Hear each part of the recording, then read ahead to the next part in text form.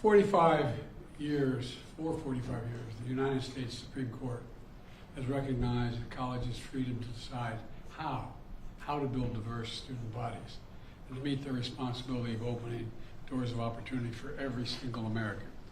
In case after case, including recently, just as a few years ago in 2016, the court has affirmed and reaffirmed this view that colleges could use race not as a determinative factor for admission, but as one of the factors among many in deciding who to admit from a already qualified pool of applicants.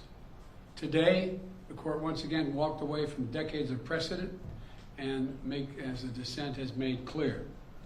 The dissent states in today's decision, quote, rolls back decades of precedent and momentous progress, end of quote.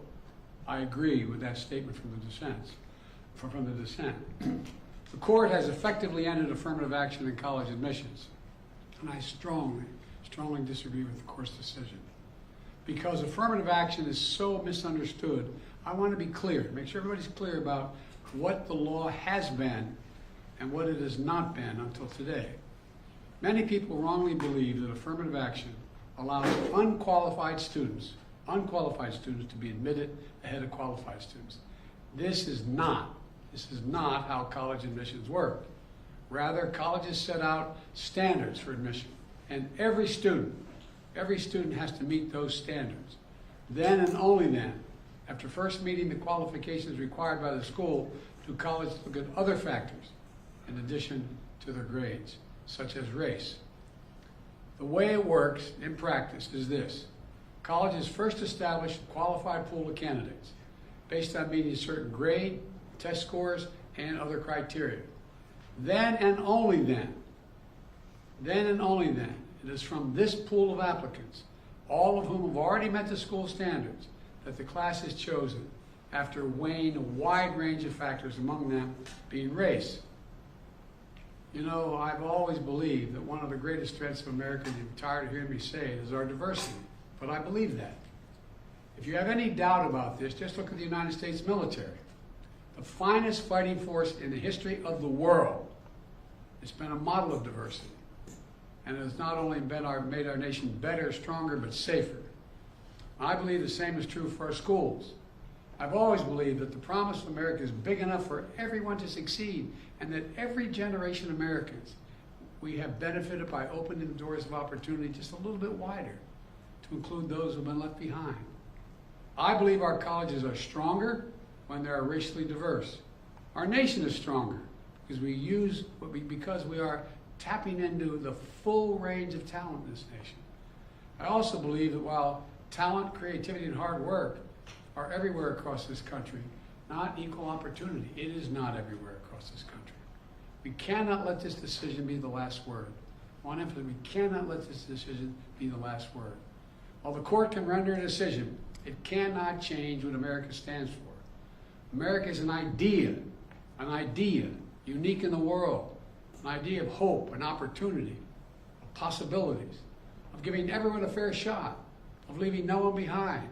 We've never fully lived up to it, but we've never walked away from it either. We will not walk away from it now. We should never allow the country to walk away from the dream upon which it was founded. That opportunity is for everyone, not just a few. We need a new path forward, a path consistent with a law that protects diversity and expands opportunity. So today I want to offer some guidance to our nation's colleges as they review their admission systems after today's decision. Guidance that is consistent with today's decision.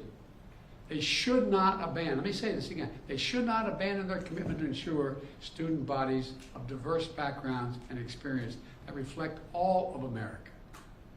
What I propose for consideration is a new standard, where colleges take into account the adversity a student has overcome when selecting among qualified applicants.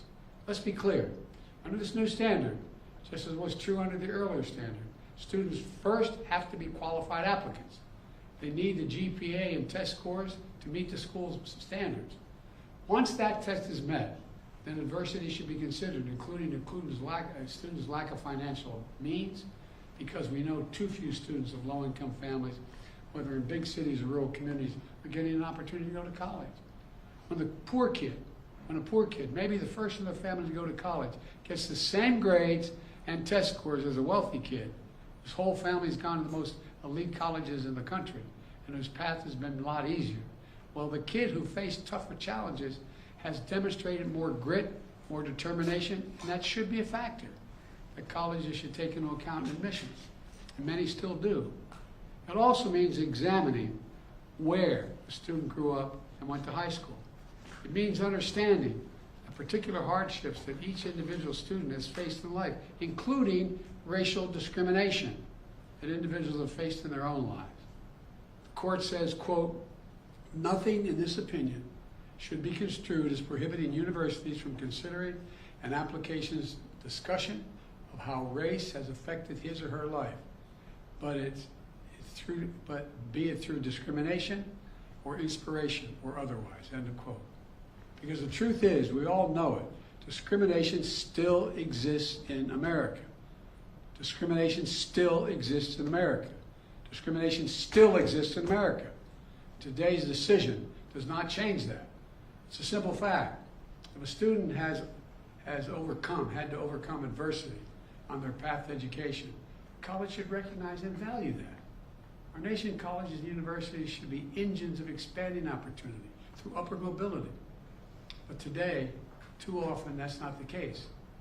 Statistics, one statistic, students from the top 1% of family incomes in America are 77 times more likely to get into elite college than one from the bottom 20% of family incomes.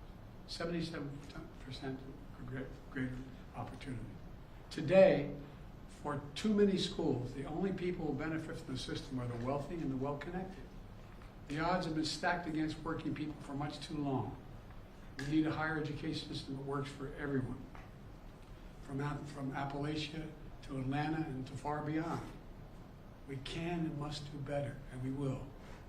Today, I'm directing the Department of Education to analyze what practices help build a more inclusive and diverse student bodies, and what practices hold that back. Practices like legacy admissions and other systems that expand privilege instead of opportunity. Colleges and universities should continue their commitment to support, retain, and graduate diverse students and classes. You know, companies who are already realizing the value of diversity should not use this decision as an excuse to turn away from diversity either. We can't go backwards. You know, I know today's court decision is a severe disappointment to so many people, including me. But we cannot let the decision be a permanent setback for the country. We need to keep an open door of opportunities. We need to remember that diversity is our strength. We have to find a way forward. We need to remember that the promise of America is big enough for everyone to succeed. You know, that's the work of my administration, and I'm always going to fight for that. And I want to thank you all.